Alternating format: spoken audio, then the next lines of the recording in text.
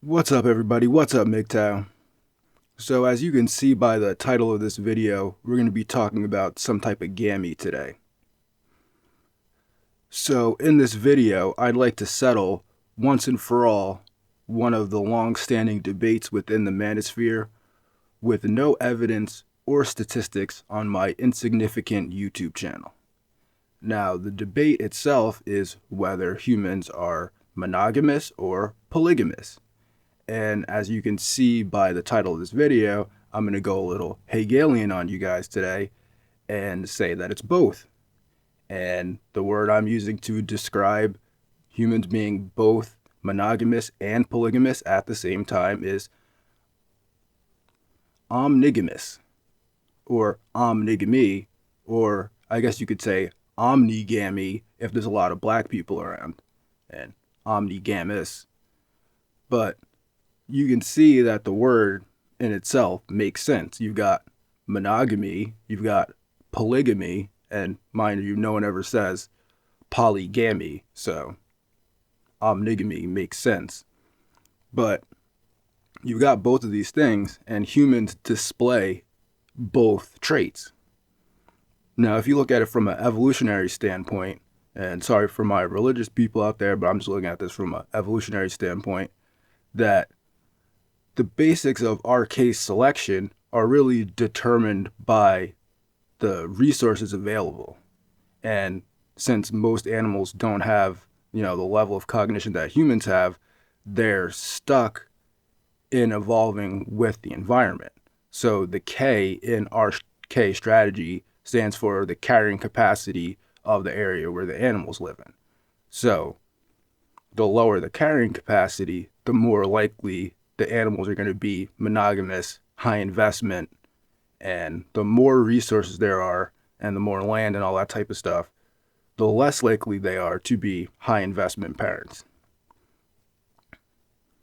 And so most animals only have one of these strategies available to them because they're animals. They're lower level animals and they don't have self-consciousness. So they can't say, well, hey, I'm a rabbit and I don't really like being chased by wolves anymore, so I'm going to start attacking wolves. It doesn't work like that with other animals. They're completely restricted by the environment and resources, which humans, in a sense, are, but not as restricted as, a lower level animal.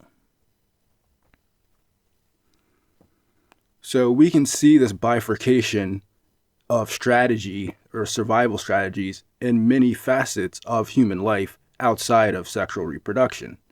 For instance, as much as either party, the vegans or the carnivores, would like to say that you'll die doing the other, I mean, you can live off of vegetables, you won't die. You can live off of just meat, you won't die. But humans can live off of both vegetables and meat, unlike some other animals. Like, again, for instance, rabbits can't eat meat. They can't. They just physically can't do it. They can't hunt an animal. They can't. Maybe they could eat some like bugs or something like that. But, a pack of rabbits is never going to hunt down a deer and eat it. It's never going to happen. Then, of course, you've got night and day, where some animals only go out at night. Some animals can only go out during the day. Humans can work 24 hours a day. Then you've got flying and swimming. Most animals that can't fly will never be in the air, unlike humans. And most animals that can't swim will never go in the ocean, unlike humans. Like, for example, a cow will never swim. A cow, it will just sink to the bottom and die. So evolutionarily, there's no way for a cow to evolve to learn how to swim.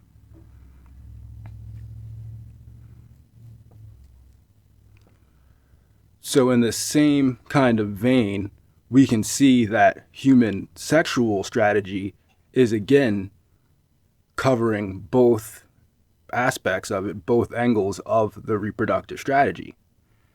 For men, they have the spray and pray strategy, pump and dump, or high investment parenting. And women, of course, we all know they have the AFBB.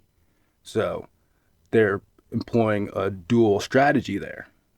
And they could go from one to the other. There's nothing physically stopping humans from either being monogamous or polygamous, unlike other animals. There are environmental restrictions that stop, say for instance, penguins from being polygamous because there's not a lot of resources in the ice region. So they're basically, by dint of the environment, they're monogamous. And again, like rabbits in a field, there's almost unlimited grass.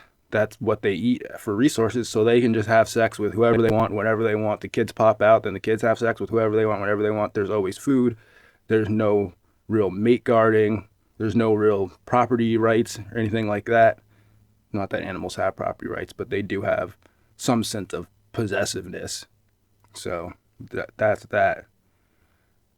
So you can see, at least from what I'm saying, with no evidence or statistics or pictures of animals, that it makes complete sense to classify humans as omnigamous, as having the ability to employ either monogamy or polygamy as a sexual strategy for survival, depending on how the environment is.